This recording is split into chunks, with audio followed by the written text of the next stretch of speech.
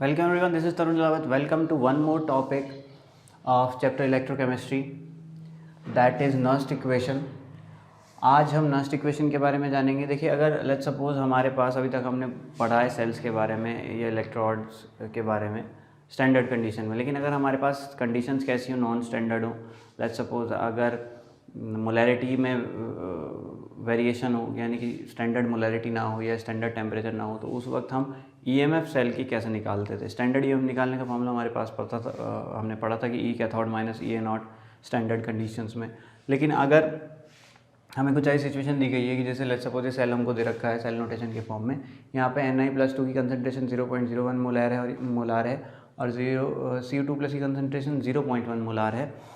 तो और हमको स्टैंडर्ड ईएमएफ दे रखी हैं, रिडक्शन पोटेंशियल्स दे रखी हैं कॉपर इलेक्ट्रोड की और निकल इलेक्ट्रोड की, और हमसे पूछा है कि ईएमएफ बताइए. तो ऐसी सिचुएशन में हम नर्स्ट इक्वेशन का यूज़ करते हैं. नर्स्ट इक्वेशन हमको क्या बताती है कि अगर किसी सेल की हमको ईएमएफ निकालनी है तो हम फॉर्मूला यूज़ करेंगे ई स्टैंडर्ड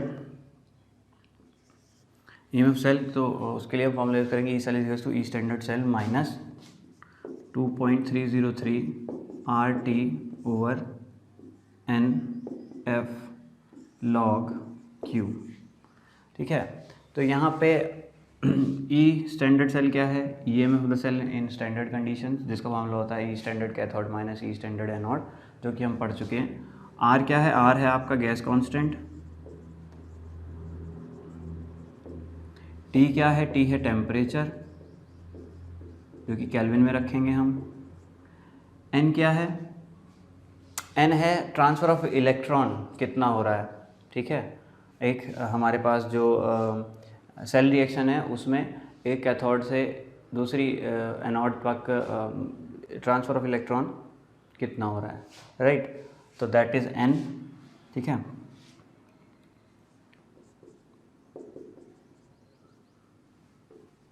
नंबर ऑफ इलेक्ट्रॉन्स.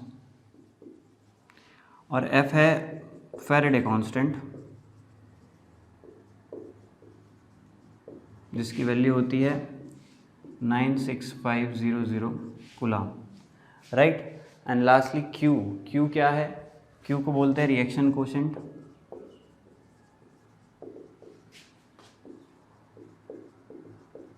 और क्यू को हम कैसे निकालते हैं, क्यू का क्या फॉर्मूला होता है, जैसे आपने क्लास 11 में इक्विलिब्रियम के चैप्टर में इक्विलिब्रियम कांस्टेंट पढ़ा होगा, तो उसका फॉर्मूला क्या होता था, concentration of product and divided by concentration of reactants, है ना. इस तरीके का एक फॉर्मूला था हमारे पास. ठीक है, तो लेट्स सपोज अगर हमारे पास रिएक्शन कुछ इस प्रकार है ना, इस तरीके से हमारे पास कोई रिएक्शन है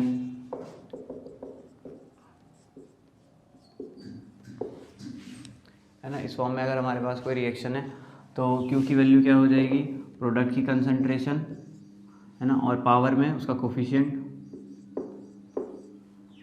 डिवाइडेड बाय रिएक्टेंट्स की कंसंट्रेशन और पावर में उनका कोफिशिएंट, है ना. तो ये सब हम क्लास 11th में पढ़ चुके हैं. तो रिएक्शन कोशेंट का फॉर्मूला भी वही है. ठीक है, तो ये फॉर्मूला हम यूज़ करके ये इक्वेशन हम यूज़ करके क्या पता कर सकते हैं, EMF of a cell in non standard conditions, right. तो चलिए इस क्वेश्चन को हम सॉल्व करेंगे इस फॉर्मूला को यूज़ करके, राइट.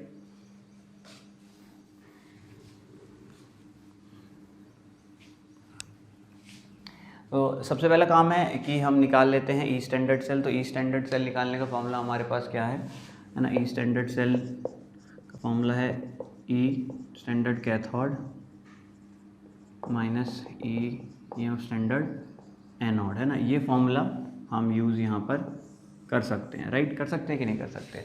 तो कैथोड कौन होती है, कैथोड वो होती है जिसका रिडक्शन होता है. रिडक्शन किसका होता है, जिसकी रिडक्शन पोटेंशियल ज़्यादा है. तो रिडक्शन पोटेंशियल ज़्यादा किसकी है, कॉपर की है. ठीक है, तो रिडक्शन किसका होगा, कॉपर का. तो कॉपर की पोटेंशियल लिख देंगे हम 0.34 माइनस उससे दूसरा जो होगा उस पर ऑक्सीडेशन होगा, यानी कि एनोड कौन होगी, निकल, यानी 0.25. तो यहाँ पे ये आंसर आ जाएगा हमारा 0.09 वोल्ट, राइट. तो ये हमारी आ गई standard EMF of the cell, right, 0.09. ये इसकी वैल्यू हमारे पास है.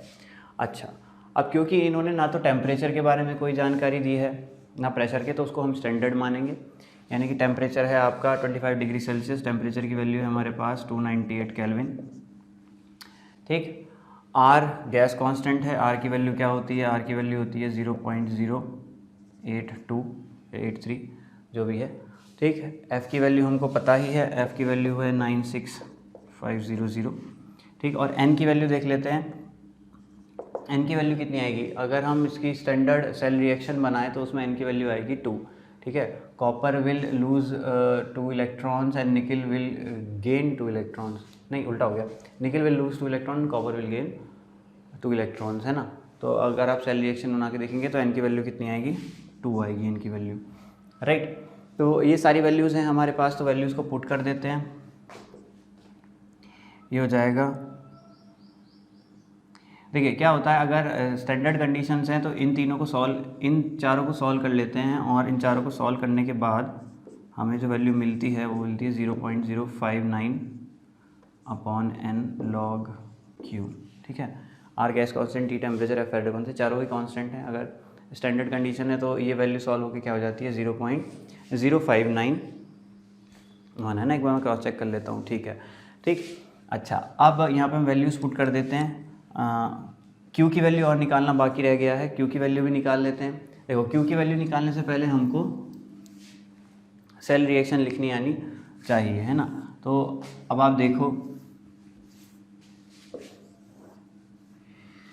कैथोड में क्या होगा, रिडक्शन होगा। किसका रिडक्शन होगा, या रिडक्शन ये तो दे ही रखा है हमको, यहाँ पे सेल में दे रखा है रिडक्शन किसका हो रहा है, कॉपर का रिडक्शन हो रहा है, यानी कि copper Cu2+ will gain 2 electron and gives you Cu। Anode में क्या होगा, एनोड में ऑक्सीडेशन होगा, यानी कि निकल will lose 2 electrons and become Ni2+, ठीक है। दोनों को ऐड कर देंगे, 2 इलेक्ट्रॉन से 2 इलेक्ट्रॉन कैंसिल आउट हो जाएंगे, तो हो जाएगा Cu2+ plus Ni gives Cu plus Ni2+, है ना। ये दिख रहा है ना, विजिबल तो है, ठीक है, ठीक। तो ये हमारी क्या बन जाएगी, ये हमारी इक्वेशन बन जाएगी, सेल रिएक्शन बन जाएगी।